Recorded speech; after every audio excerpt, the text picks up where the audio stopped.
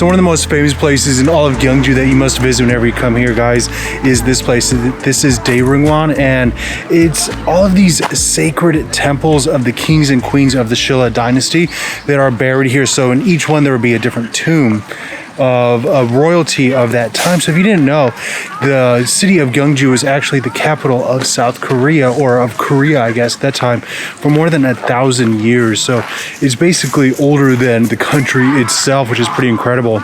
It is 3,000 won to get in, so it's very affordable.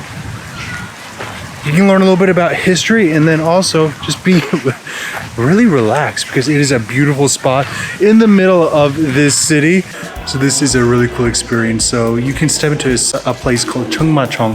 It's actually one of the burial mounds here that they have opened up. So they excavated it back in the 1970s. And there's a king from the Shilla dynasty who is, or actually was, buried here. They've moved the coffin, but they excavated and they found all kinds of artifacts, including what the king was buried with. So included with your entrance fee here, you get to explore this and see some of the remaining artifacts that are found. There's also descriptions in English. It's really interesting to see all of the stuff that they found here.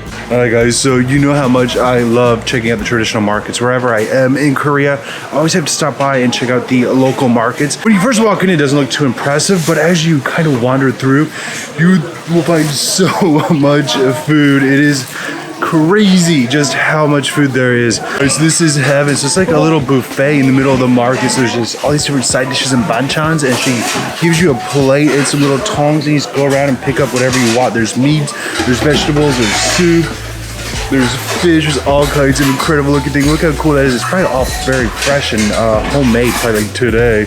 Ooh, I'm really excited about this. There's all kinds of cool stuff. Check that out. I don't know how much it is. I'm sure it's very cheap though.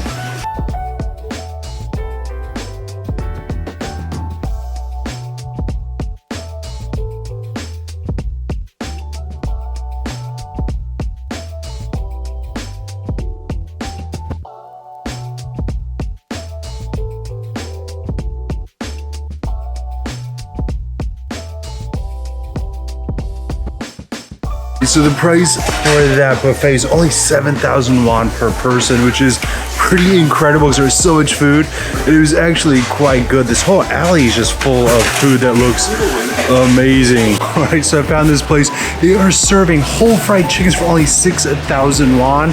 I'm not going for a whole fried chicken, but I went for a thing of cup fried chicken. So this is yangnam chicken, which is like a sweet and spicy chicken. It was only 5,000 won for freshly fried chicken in a sweet and spicy sauce. Can you believe that? How cool is that? All right, so I guess you give me two little sticky poker things, just in case there's two of us eating, which obviously there's not. There's just one of me. It's like a whole chicken. This is so much food.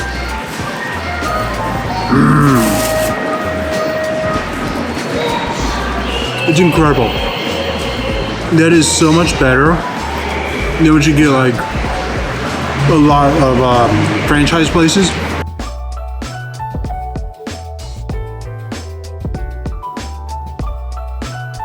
Alright guys, so I've come to what I believe is the most visited place in all of Gyeongju. This is Bulguksa, so it is a Buddhist temple. Now, it's a little out of the way from the rest of the city. You gotta take a bus out here. It takes a little bit of time. However, I think it might be well worth it. So this is a Buddhist temple that was originally built in the year 751, I believe, during the Shilla dynasty. It took quite a few years to build.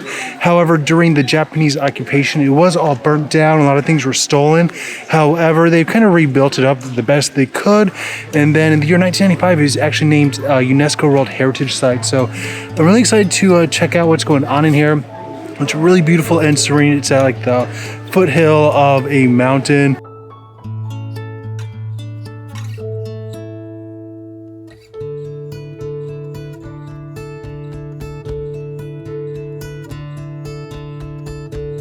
So the two stone pagodas behind me are one of the highlights of this temple, as they are super ancient. This one behind me right here was actually built in the 8th century. It was destroyed during the 1960s, unfortunately, due to a robbery attempt. However, again, it's been restored to the best they can do, and it's actually a national treasure number 21. So it's one of the things that you want to check out when you are here. So remember, this is an active temple. People are here worshiping, so we want to be respectful of those people. However, definitely feel free to come take some pictures One of the other cool things you can do is check out the lanterns that are up above here. You can make a wish for good health or good study, good future, things like that, and then hang it up.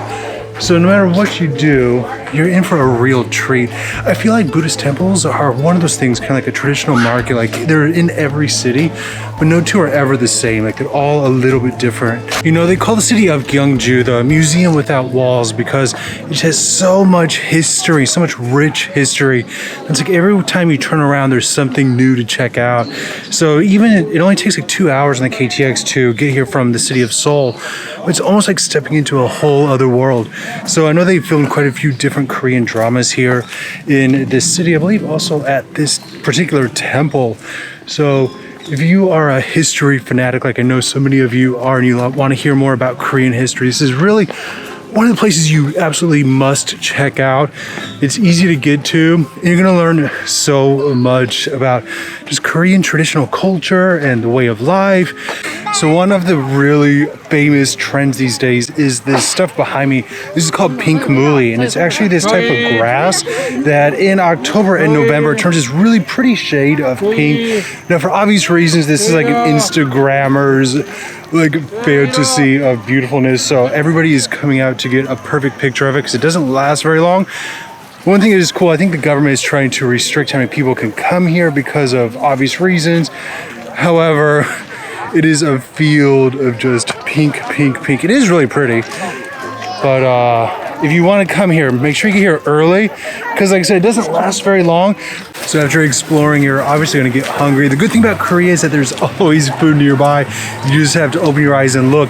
So this place here is serving gochi, which is like a skewered chicken that you can get.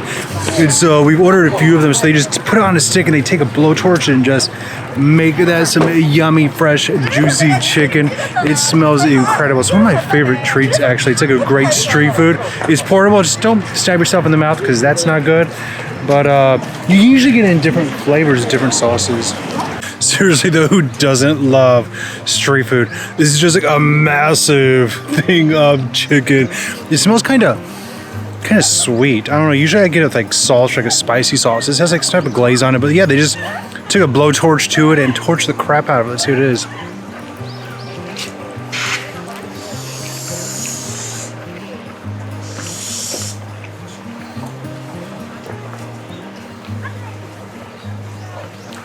I'm not gonna lie, I don't love it.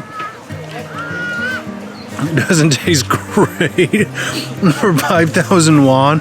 I'm definitely not too impressed with it. I'll say I've had it other places. Sometimes they put like green onion in the middle of the chicken. It's much, much better.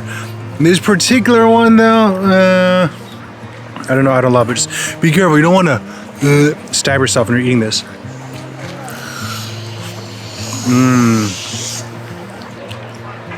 Honestly, I'm not even sure if mine's really cooked. There's so much sauce. I can't tell if it's fully cooked or not. I don't love it. I don't love it.